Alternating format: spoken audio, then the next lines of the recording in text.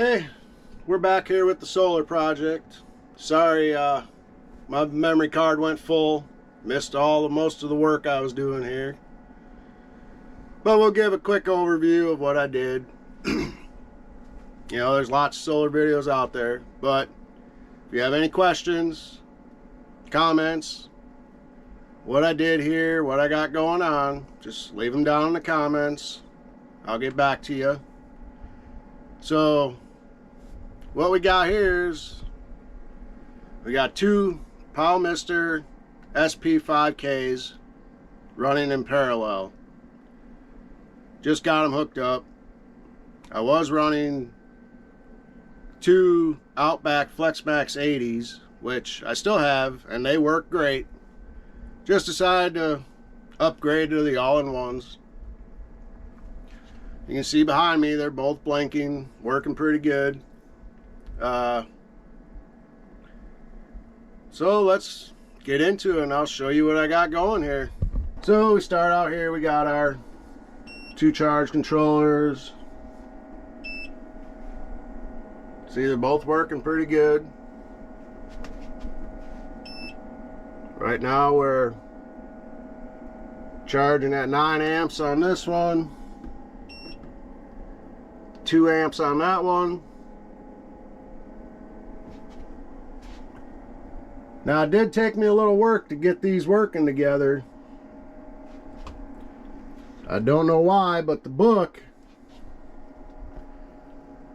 it just tells you to go to setting 31 and you put them in parallel. That's all it tells you. So I did that. Well, then when I turned them on, I was getting a current sharing alarm, and I could not figure it out. I checked all my wiring, everything, the communication cables. Well, finally I found a video on YouTube from Powmister themselves, and you actually have to go to setting 30, which is for the SL485 communications, and you got to change the master to number 1 and the slave to 2. Once I did that, they started working great. Now the book doesn't tell you a single thing in there about going to number 30 and changing those. So I fought with it for a while, but finally got them up and going now. They're working good, communicating, charging, everything's running good. So what I did, we've got our solar wires. I cut this one a little short. Just went and picked up more flex tubing, so I'm gonna have to replace that. But you can see this one's good. We got our solar wires running in. So we got 7.8 kilowatts of solar panels out there, set up in 2 strings, one running to each inverter. 240 volt running in. You can see now sun came out. We're charging at 38 amps on that one, 37 on that one. So we got our solar power coming in, each one. Now these here I just upgraded. I got 2 T-class fuses, 200 amp. The book called for 200 amp breakers, which I had, but I decided to go to the T-class fuses. To me, they're a little safer. I like them better. So we got those installed, equal lengths, hooked up to our positive wire, coming to our first positive bus bar. So they both run into here, and then we got our negative bus bar right below it.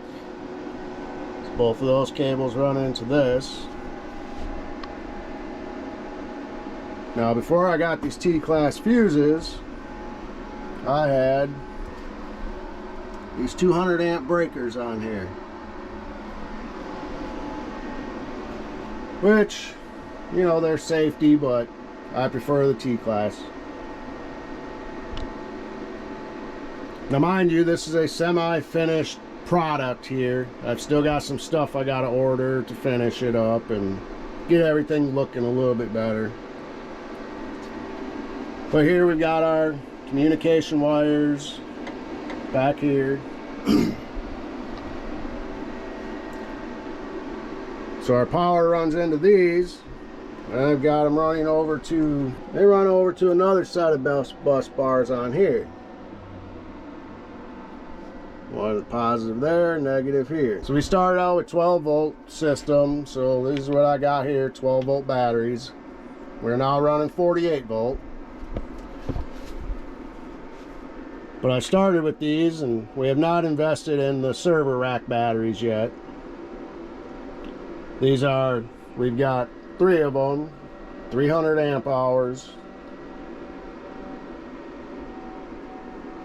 wired in series. There's one battery here, one battery there, and then another one on the bottom. Well, the way I had this wired before,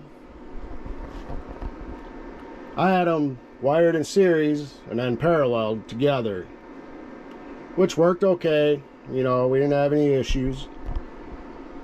But since I bought these T-class fuses to replace my breakers, I decided to go ahead and buy another breaker, 200 amp. So now each set of batteries is on its own. So you got a lead here, comes to this bus bar, one from here to the bus bar, another one to the bus bar, and then our lead over there runs to the bus bar from the controllers. So now I've got a 200 amp breaker running to each set of batteries. A little safer, that way I can, if I gotta do something, I can turn one set of batteries off, work on them while the rest of them are still going. You see, we got one here, one here, one there. There's our wires, runs up here to our positive. Now this wire here, this isn't permanent. I just got this going. But this runs up to this positive. I need to figure out, I gotta order more shrink tubing. So I ran out. So I got more shrink tubing coming for these. These are 2-aught wires running on here, which mind you is not easy to work with. But these are all 2-aught wires for the batteries, all the connections. I did run out of my 2-aught terminals also. So I had just enough, I got one left. I had just enough to get all this wired up. But I've still got enough 2-aught cable left that I want to replace this here. My wire is running from my first bus bars, because these are 4 gauge, which will get me by for now, but I got more terminals coming from my 2-aught wires, so I can replace those running from there to there. And I've also got more battery terminal covers I need to get on there. Once I get my shrink tubing, I'll put those on, cover up all these terminals. You know, that way we don't get anything hitting and arcing and all that stuff. Get all these here covered in the shrink tubing. We got all this figured out. Well, here's our power. Got our AC coming out here and right here. They run up to this panel right here.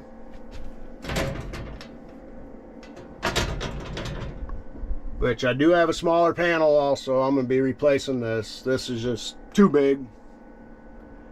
But they both right now are running to a 30 amp breaker. It's supposed to be, the book calls for 60, but I didn't have any 60 amp breakers right now. So I got them running to 30 amp breakers. And we got a 100 amp breaker up there. So I can turn the power off right here from the inverters, or we can disconnect it all right there. And up there we got our power wires running over here along. Now eventually these wires are going to go up into the ceiling, but for now they're just in this flex conduit, which runs over here to our main panel, where we've got our, you know, standard house breakers here.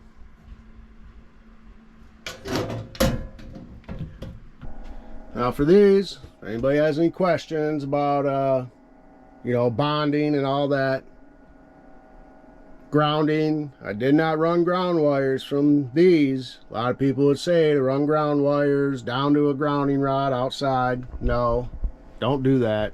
Not with these anyways. These are bonded at the main panel. So they run over to here, which our ground and neutral are separate. Well, you can't see in there, but I got a grounding bar where the ground runs to, and then the neutral runs to the neutral bar, and then they run over to our main panel where they get bonded over there. Now, I did have a question about that, so I contacted Powell Mister themselves, and this is how they told me to do it, that these are not bonded, to not run separate ground wires, to bond them inside the panel. So that's what I did, and I haven't had any issues. Yeah, we got our solar wires coming in through the floor there. They run up into the inverters. You can see we're right now pulling in 200 volts approximately. Batteries are at 54 volts. Now they're low because power was off all day yesterday with me working on this, but they're getting a charge. See, we're charging at 15 amps there, 14 right there.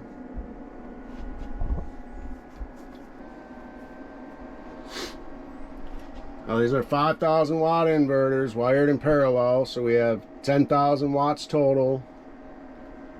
I was previously only running one, which we were doing just fine with only half the panels out there, 3,500 watts. And the one inverter, we've been running just fine on it. But we got the two. The nice thing about all the panels, everybody says, a lot of people say, well, why do you need so many panels? You know, if you're running just fine on 3,000 watts. Well, the issue comes in, you know, the rainy days, the cloudy days. The more panels you got, you still get a little bit of a charge coming in. We're fully off grid here, so we have no power, well, other than a generator if we start it up.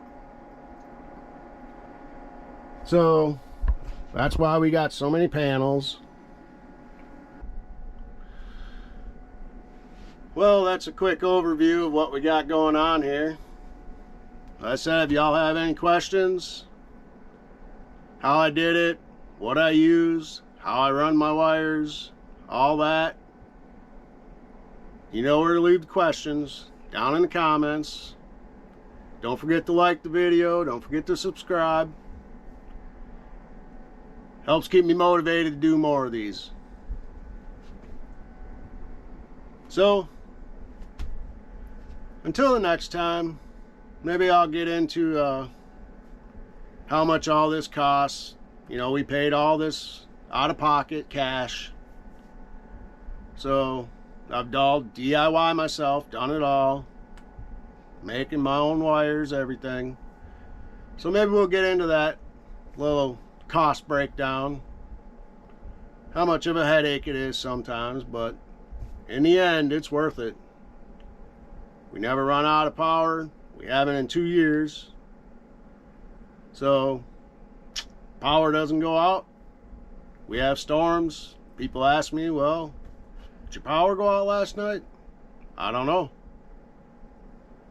We're not hooked up. We don't even have electrical wires running back here. Completely off grid. So I said maybe I'll get into a cost breakdown and what everything runs here. Oh, side note. Anybody who's wondering, I'm running Chins batteries. I've been running these for 4 or 5 years now. Haven't had any problems. Well, I just bought 4 more. We only had 200 amp hours. Just bought 4 more about a year ago. But every once in a while, you know, I'll get my voltmeter and I'll come in here and I'll test each battery separately, see what they're at. Well, I had one battery, which is this one right here, overcharging, over voltage. It was charging up to 15 point something, 15.4, 15.5, and they're not supposed to charge over 15. That's what the BMS is set for on these. So I contacted Chins, which they responded real quick. So they do have good customer service. Now, I told them what was going on when I bought them, all that. They had me take a picture of me checking the battery, and I sent them the picture showing what the voltage was at when it was charged. When they were charging up, they asked me what controllers I was using, all that. I told them. They said everything was good with that. So I sent them the picture, and within 1 week, I still got to change it, but in this box right here, a brand new battery, no questions asked, 1 week. So within 1 week, I contacted them. They had me a new battery shipped. 2 days later, I got it. So I need to replace that battery, get that one out of there, because apparently the BMS is not working right. And, you know, people can say, well, you should buy Battleborn. Well, the way I see it,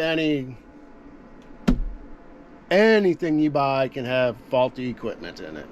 I could buy a $1,000 Battleborn battery and the BMS goes bad. It is what it is. But hey, customer service is great. They sent me a new replacement battery right away, no questions asked. Can't complain about that.